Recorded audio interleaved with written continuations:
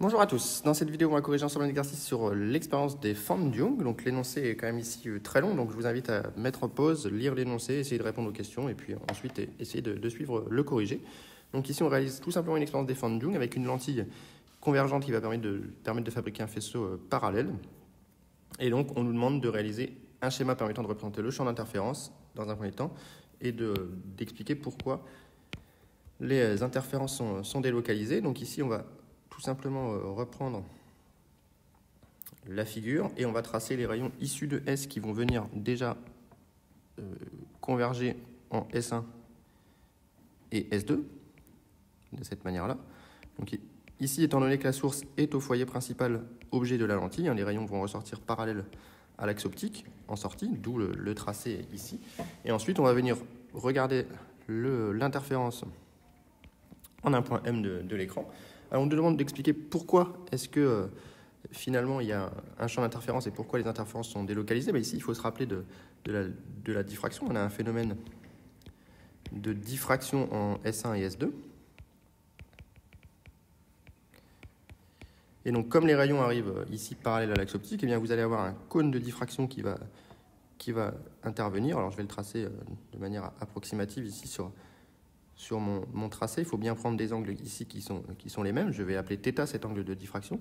Et donc, ici, on va avoir le même angle, évidemment, de θ, si vous tracez proprement le système.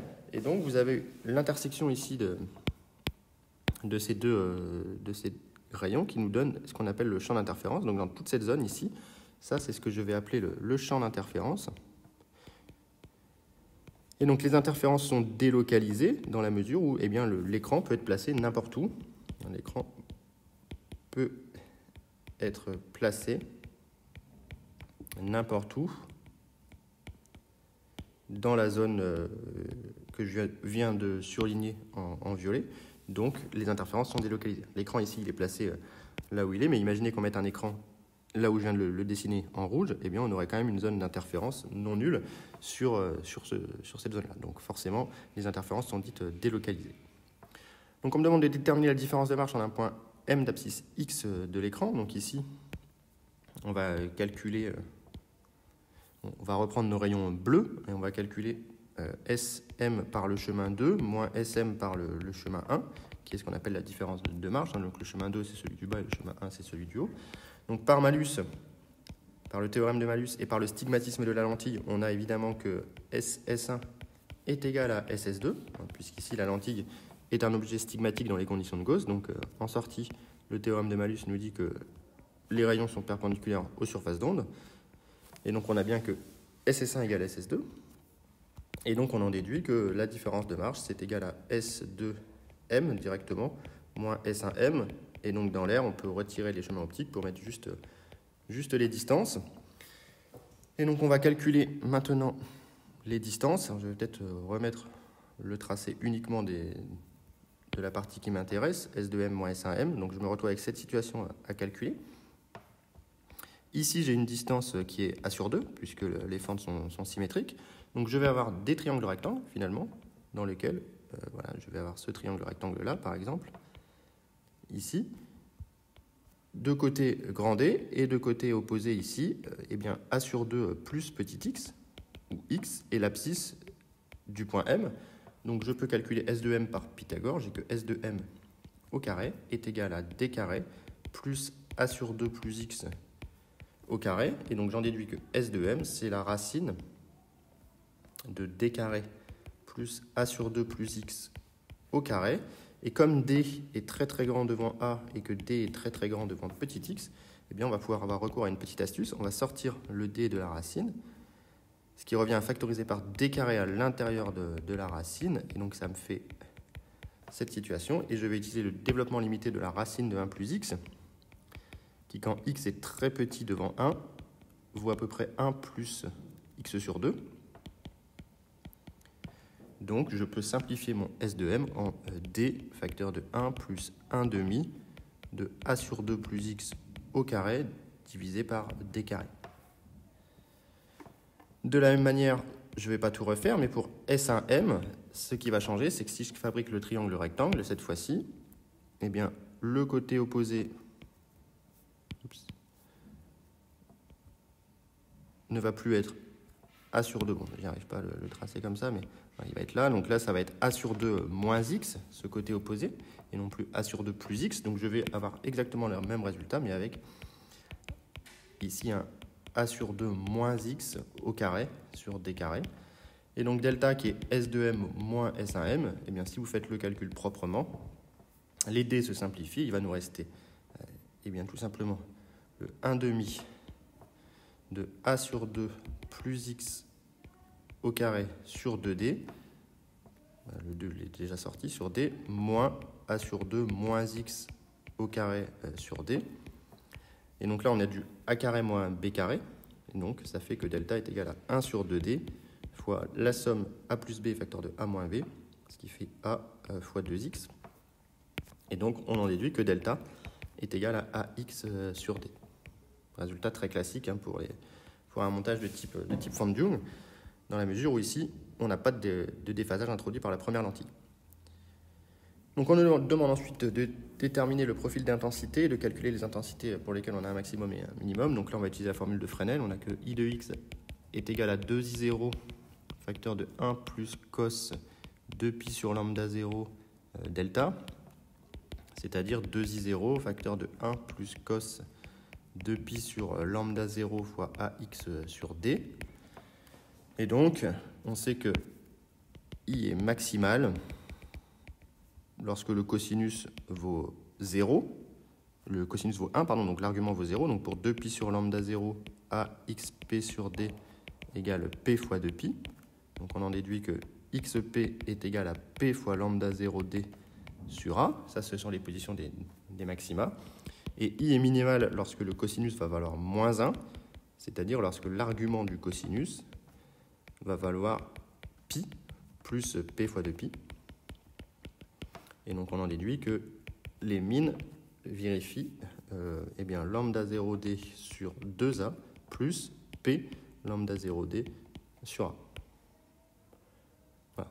Donc ça, c'est les valeurs des maximums et des minimums. On pourrait représenter sans aucune difficulté ici I de X.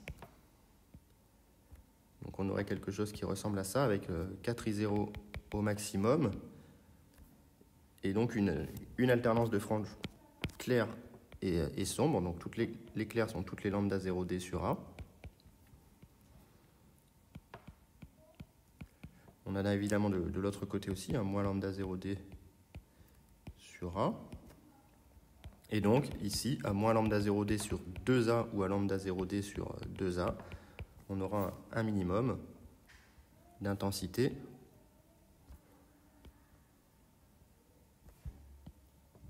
et donc voilà la figure d'intensité.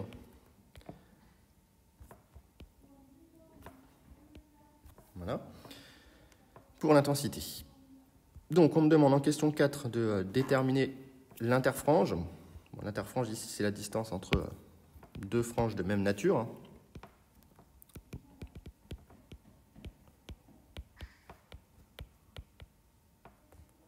Deux franges de même nature. Et donc, on peut, par exemple, la représenter sur le graphe, ici, par rapport à x égale 0. Et donc, l'interfrange, ici, vaut tout simplement lambda 0D sur A. Et donc, on peut faire l'application numérique avec les données de l'énoncé. Donc, lambda 0, c'est 632,8, c'est un laser rouge, fois D, divisé par 50 microns. Et donc, on tombe sur 0,013, donc 1,3 cm ici d'interfrange. Alors, en question 5, on me demande de rappeler l'ordre de grandeur de la longueur de cohérence d'un laser. Par quoi est limité le nombre de franges visibles sur l'écran? Eh bien, ici, on sait que l'ordre de grandeur de la longueur de cohérence d'un laser, c'est de l'ordre du mètre. Donc ici, ce n'est pas la cohérence temporelle du laser qui va limiter le nombre de franges. Donc le nombre de franges est limité par la diffraction. Donc ici, si on reprend la fente de largeur petit b, et donc le laser qui vient se diffracter à l'intérieur. Nous, on observe sur un écran situé à une distance d de la fente. Donc dans cette situation, eh bien, on ne va pouvoir observer des interférences que dans la zone qui est la tâche centrale de diffraction ici. Alors il faudrait calculer l'intersection des deux tâches de diffraction. Donc on va déjà calculer la tâche de diffraction ici. Et donc pour cela, on a besoin du demi-angle au sommet qui est θ ici. Et donc on a une propriété qui est que sin θ est à peu près égal à lambda sur petit b. Et on a aussi que tangente θ, ici comme vous le voyez bien, eh bien si on appelle petit l la longueur de cette tâche centrale de diffraction, ça vaut L sur 2 divisé par D. Et donc, on en déduit que la largeur de la tâche centrale de diffraction, c'est, vous avez, dans les conditions de Gauss, ça c'est à peu près égal à θ, ça c'est à peu près égal à θ. Donc, vous avez que L sur 2D est égal à lambda sur B, et donc on en déduit que L est égal à 2 lambda grand D sur petit b. Donc ça, c'est la tâche centrale de la diffraction. Alors évidemment, nous, dans notre montage, si vous reprenez l'intersection que l'on a ici, la tâche centrale de diffraction sur l'écran, avec les deux fentes,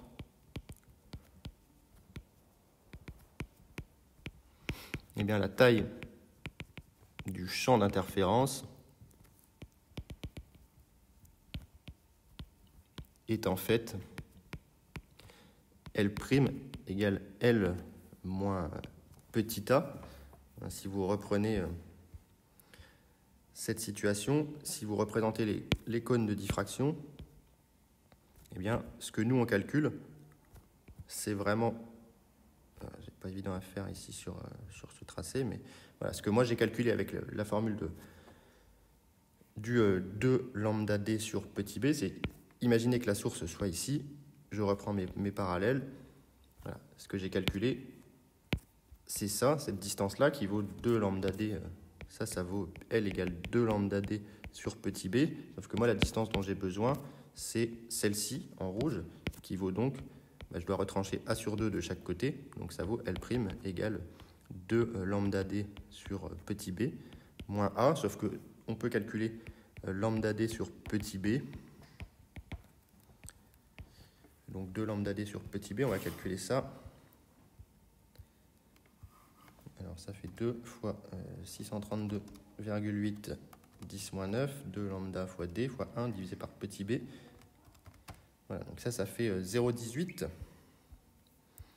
Donc ça fait 18 cm. Donc vous voyez bien que c'est évidemment très très très grand devant le petit a. Donc on peut supposer que c'est soit cette distance-là qui soit prédominante. Et donc le nombre de franges, ici, c'est la partie entière de 2 lambda d sur petit b, divisé par l'interfrange, tout simplement. Et donc cette distance, je la divise par l'interfrange qu'on avait trouvé tout à l'heure, qui était 1, donc on a trouvé 18 cm, donc 18,08 exactement, divisé par ce qu'on a obtenu tout à l'heure, 1,3 cm. Et donc on tombe sur 14. Donc on va avoir en partie entière 14, donc on aura avec la frange centrale 15 franges visibles, puisque la tâche centrale fait grosso modo ici 18 cm, vous partez de 0, donc vous pouvez mettre 9 interfranges, 8 interfranges au-dessus, 7 interfranges au-dessus, pardon, et 7 interfranges en dessous. Donc voilà pour le nombre de franges visibles limité par la diffraction. Donc ensuite, on va maintenant interposer devant le trou S2 une lame d'épaisseur petit e et on va déterminer la nouvelle différence de marche dans cette situation. Donc je reprends encore une fois mon tracé et cette fois-ci on vient rajouter une lame ici juste devant le trou S2, elle est d'épaisseur petit e. Et donc ce qui va changer, il n'y a pas grand-chose qui va changer, il y a juste la partie avant les trous qui va changer, la partie après ne va pas changer. Donc ici on doit calculer le nouveau delta. Et bien on va le calculer de cette manière. On a delta prime égale SM2 moins SM par chemin 1, exactement comme tout à l'heure, sauf que c'est SS2 moins SS1 plus delta, le delta qu'on avait calculé tout à l'heure, qui est S2M moins S1M. Et SS2 moins SS1, cette fois-ci, il est différent de 0. à cause de la lame qui a été rajoutée. Donc pour le calculer, on va utiliser le théorème de Malus et on va venir prendre nos plans d'onde en sortie de la lentille, qui sont donc perpendiculaires au rayon lumineux. Et on va appeler H2 et H1 les points qui sont extrêmes ici. Donc par malus, on n'a que SH1 égale SH2.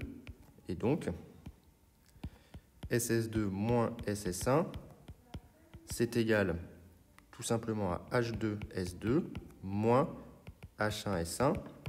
H2S2, c'est une épaisseur E dans le verre, donc c'est NE, et H1S1, c'est une épaisseur E dans l'air. Donc ça nous fait N-1 petit e. Et donc on en déduit que delta prime est égal à N-1 petit e plus delta, c'est-à-dire AX sur D. Voilà pour cette question. L'interfrange est-elle changée? Qu'observe-t-on sur l'écran? Déterminer la distance D dont la figure sera translatée pour n égale 1,5. Donc il nous reste à traiter ça. Donc ici, maintenant, eh bien, on peut calculer le nouvel ordre d'interférence. P', c'est delta prime sur lambda 0. C'est donc égal à n-1 E sur lambda 0 plus AX sur lambda 0 D. Et donc on voit bien que l'interfrange est inchangée.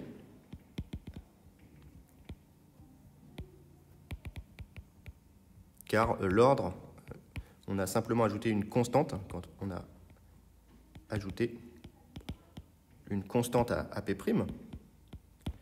Et donc comme I c'est P' plus 1 moins P', entre guillemets, eh bien, cette constante va disparaître. Donc on aura toujours que l'interfrange c'est lambda 0 D sur petit a. Par contre, la frange centrale ne va plus être en x égale 0. Donc la frange centrale, sans la lame, eh bien, on a P égale 0 qui est équivalent à avoir x égale 0. Et avec la lame, par contre,